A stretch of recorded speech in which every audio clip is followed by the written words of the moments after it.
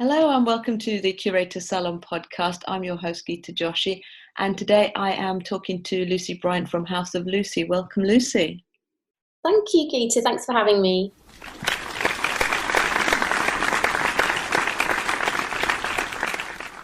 I'm really excited to talk to you today. So I really wanted us to talk about your sculpture, which I first came across on Instagram, like these really strange but charming collage sculptures. How do you describe your work? I describe them as they are kitsch ceramic figurines, the kind that you'd find on your grandmother's mantelpiece, but I pimp them up and I bring them bang up to date. And there's so many like fun contemporary references. I was looking at one of the artworks, the sculptures with the load of shopping and things. Yeah, I'm sort of fascinated by the whole sort of consumerism of our society. And so for Black Friday, I did an anti-Black Friday ceramic figurine where I had a little girl. She had a basket behind her and I put a flat screen TV in the basket. And then I basically put it on Instagram and put it out there as an auction. And then the highest bidder won her essentially. And then the money went to Crisis at Christmas, which was really nice because I felt like I'd done something nice, and it was in a complete opposite spirit to Black Friday, which is all about consuming. Such a good story. Oh, well done. On how much did you raise for Crisis? It was £300. Amazing. That's so good. Yeah, it's enough for 10 people to have a complete full Christmas dinner, which I couldn't have hoped for better, really. A lot of your work is around consumerism, because you reference that quite a bit in your sculptures with all sorts of different aspects around shopping. And then most recently, is it the Greggs vegan sausage as well? Seems to have inspired you. Definitely. I like my work to be quite topical and timely. So there's a huge thing around the Supreme label at the moment. Everybody's just mad for Supreme.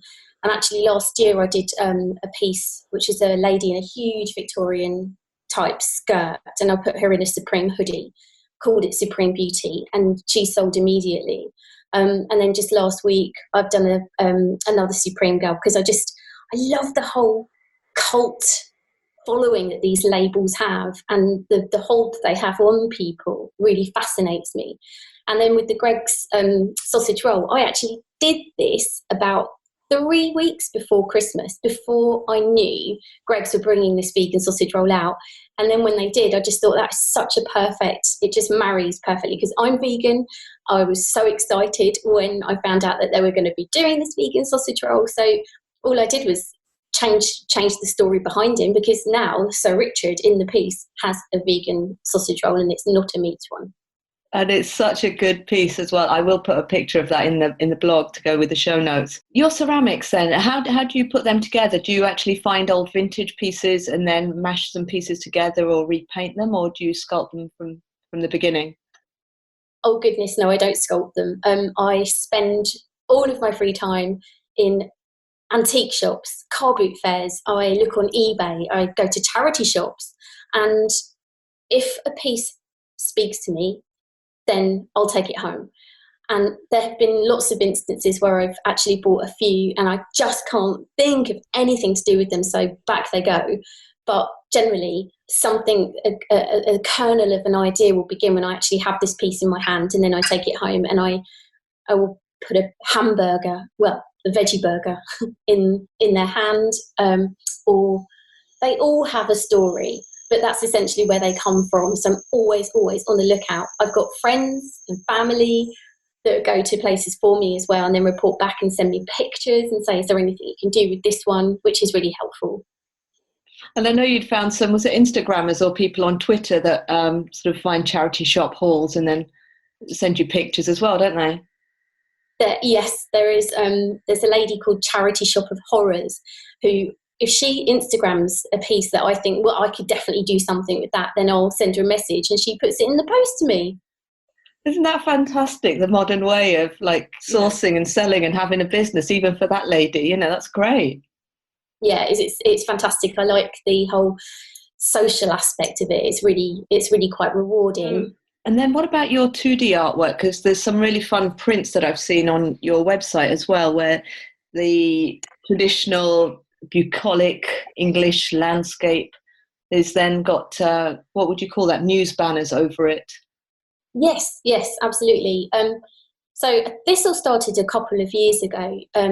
I picked up a picture in a second-hand shop, and all I could think was that it needed a mushroom cloud in the background. There was just this compulsion to add this nuclear holocaust to this beautiful, beautiful landscape. So I took it home and I actually did that one in 3D. I painted the mushroom cloud, collaged it on, and this was the first one. And after that, I had so many ideas. I needed to actually get hold of lots of pictures because I had so many ideas.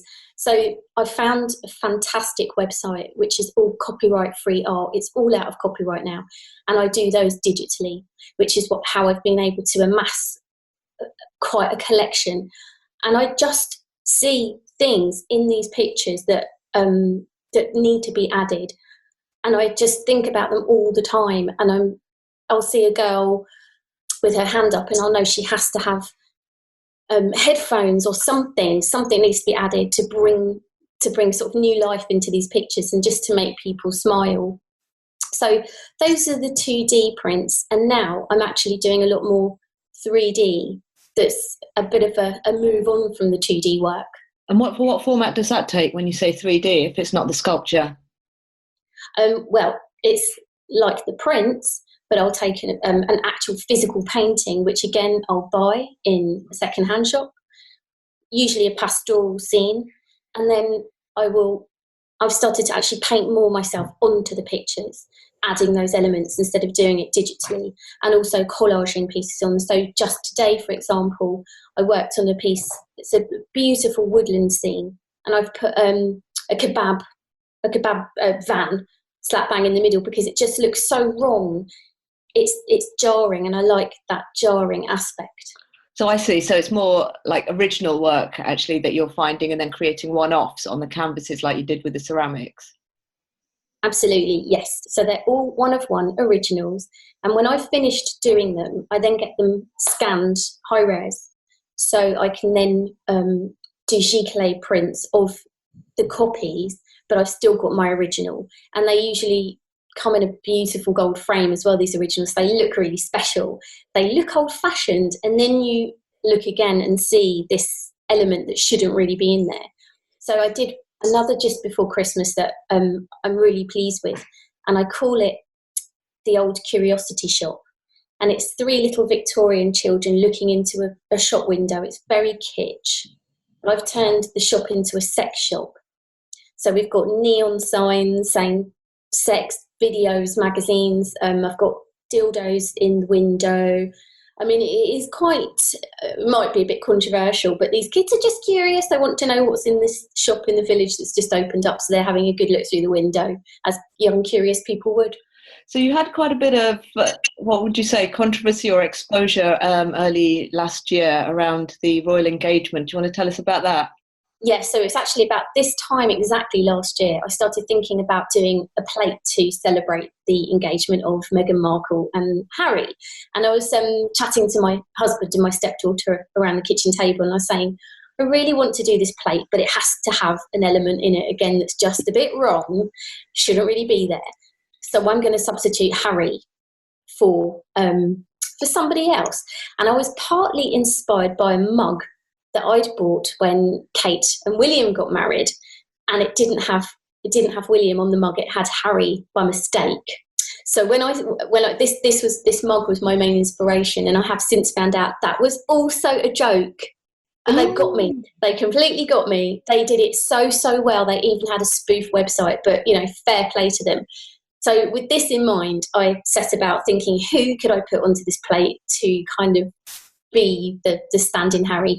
And I thought it has to be a ginge. So I put Ed Sheeran onto this plate, and then had them printed up, put them on Etsy, didn't really think anything of it. I sold a couple. I had a few messages from people saying, did you realise that this is actually not Prince Harry? And I at that time I'd reply saying, oh yeah, I do know, it's a joke.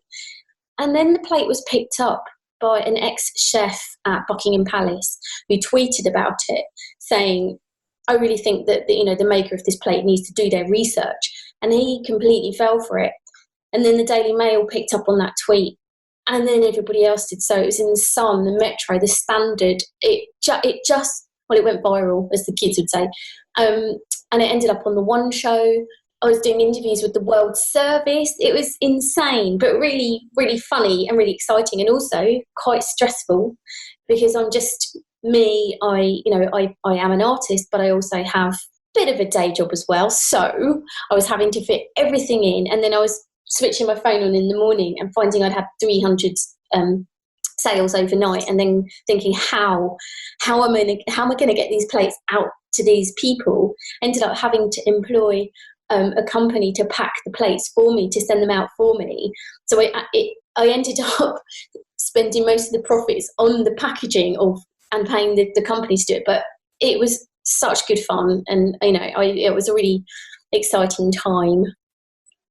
And who was buying the plates? Were they individual people, or were they actually suppliers around the world? I think it was a mixture of people that were in on the joke, but also people that genuinely thought, "Oh, wow, this is a mistake." Like I had with the Kate and Harry mug.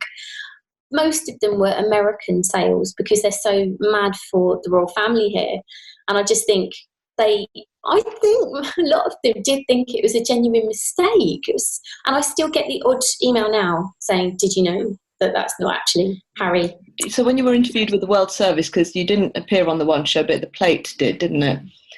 Did they believe you that it was actually meant, it was an intentional piece? Yes, 100%. Everybody that spoke to me about it from the press knew that it was a joke. Definitely, yeah. And with the One Show, that was slightly frustrating, actually, because I was there with the plate and they had this table set up of all the royal merch, and the camera panned over, and just when it got to my plate they said, "And we've run out of time." And I just thought, no. So the plate got the shot but didn't get the credit. But maybe it was for the best, because the One Show's got such a huge reach, I don't think I'd have been able to fulfill all of those orders in time. But since then, I have had a slight development with the whole plate thing, because I also have one with Gemma Collins on from Towie. And one of my lovely Instagram followers actually bought this plate for Alan Carr for Christmas. And I didn't realise that, obviously I wouldn't know who he's buying it for, but on Christmas Day, I actually went for a bit of a jog in the morning, just to offset all the vegan turkey I'll be eating later in the day. And I was listening to Alan Carr's Desert Island Discs. Unbeknownst to me, he was actually unwrapping the Gemma Collins plate at the same time, which is really bizarre to think. There's him opening this plate from me, and I'm listening to his Desert Island Discs. But later on in the day, I got a picture message from this guy, and there's Alan opening my plate, and I was so happy and so excited. I was actually visiting my mum in hospital at the time, and I just said, "Oh my goodness, Alan Carr's got my Gemma Collins plate." So that was really exciting. And on Radio 2 last week, he plugged it again, which is super. So I know that Gemma Collins has seen it, and I'd love her to have one. So I just need to find her address and track her down and send one to her. Oh, that's so nice. Because, of course, Alan Carr wore the outfit, didn't he, to somebody's Halloween, I think it was? He did. It was the Jonathan Ross annual Halloween bash that he has. Yeah, he wore the big American sort of football-style dress that she wore. It was fantastic. So how did you get into doing the sculptures originally? It seems to be that I always have to put things into places where they shouldn't exist. They shouldn't really be, whether it's the landscapes or something else. And I was in a charity shop and I saw this figurine of a lady with her hands up. And all I could think was that she had to have a burger. She just had to have a burger. And I just couldn't get this image out of my mind. And I don't do very much, well, at the time I hadn't done much modelling with clay or anything, but I bought her and took her home, bought a load of polymer clay, and then watched a few YouTube tutorials on how to make a polymer clay burger, because there are tons of these amazing tutorials out there. They're so detailed. How to make lettuce, how to make tomatoes, how to make the burger bun, all the size of a pea. I mean, they literally are so cute, and I could spend hours watching these tutorials. So I learned how to make this burger and had ketchup dripping from it and dripping down her dress. took a picture, sent it to my gallery, and they said, "Oh, we'll give this a try." And she sold in days. It was amazing. So I thought, well, there's something in this. It just went from there. I think the next one was a lady in an Adidas hoodie where she's walking her dogs, and I called it a walk in the park. And she was so elegant. There was just something so beautiful and graceful about her in this Adidas hoodie that was so at odds with her outfit, and that sold too. And I think she's my favourite. So how did you start working with the gallery? Well, my husband Jason used to work for Time Inc., and he was working in their archive department. He had a couple of my prints there as examples for other artists who had come in to actually look at the Time archive to glean bits and pieces of artwork that they could use in their artwork. So, for example, the Connor brothers had been in to see him because they do these amazing sort of pulp fiction prints of beautiful women, and then they they look like book covers but with very sort of irreverent quotes on. So they'd come in. So he had my work out just to sort of show them as examples. And one of the artist representations from Art Republic had come in for a meeting, and after the meeting he spotted them and said to Jason, "Oh, these are really interesting. Who did these?" And Jason didn't let on that it was his wife. He just wanted it to be completely and utterly independent of anything, any ties. And he said, "Oh, it's just an artist that we're using her work as an example for what the artist can actually do with the archive." And so Ben, who's the artist representative at Art Republic, he said, "Oh, can I get her details?" And then got in touch with me. And I think it was 6 months later that we both said to Ben, actually, we are married and we do know each other, but so there was no nepotism, no nothing. It was all done via hopefully the outstanding quality of the work. Yeah, but this is a nice story because I think, hand on heart, they saw it and they liked it, and that's what makes me happy. And that's a great gallery. Are you showing everything with them, like originals, prints and sculptures? Yes, I am. Yeah, they're all up there at the moment, except a couple of the originals that I need to get shot professionally. Yeah, and because I have to juggle quite a lot, fitting in the artwork and everything else that entails, as well as a lot of admin too, as well as doing, my day job as a graphic designer. And what have you got coming up this year? Well, I've just become involved with an arts collaboration or collaborative who are called Ace Club, and I'm so excited about this because I think they're incredibly cool, and I've been to one of their shows and I just wanted to be involved. As soon as I walked in the door, I just thought, this is where I need to be, this is where I need to be showing, I need to be hanging out with these guys, because all of their artists were just original, accessible, and it was so professional as well. I loved the show. So they are involved with other artists such as Sarah Pope, who does the beautiful glossy lips, and also Pure Evil, who does the evil bunnies and the screen prints of Audrey Hepburn and Elizabeth Taylor with, sort of crying eyes. I mean, I think he's fantastic. Charles, his name is Pure Evil. So these are guys that I just think, I really respect your work and I'd love to be part of what you're doing. So I had a chat to Heath and Anthony, who are the brains behind Ace Club, and showed them my ceramics. And luckily they really liked them and invited me to be part of their collaboration. So moving through into 2019, I'll be doing a show with them, to be announced. And I'm so excited because I feel that my ceramic figurines need to be seen in the flesh. I think they work much better. You can walk around them and look at them and maybe not prod them, but they work in real life much better than a flat image. So I can't wait to get them out there and have people see them. Well, Ace Club are doing great things. I really look forward to seeing what their next exhibition will be. Where can people find you online? So they can find me on artrepublic.com, and also my website, House of Lucy, spelt Haus, like the Bauhaus spelling. And also, I've got a few other galleries this year that I'll be collaborating with. So one is in Glasgow called Subversion, and they're subversion.com. And another gallery called Stopwatch, I'll be stocking with them as well. So it's all really exciting because I think I'm going to have 5 galleries representing me this year, whereas last year was 1. So it's growing, and I'm really excited about it. You can also find me on Instagram. I'm House of Lucy. Great. And I will put all of that in the show notes. Thank you, Lucy. Thank you, Geeta.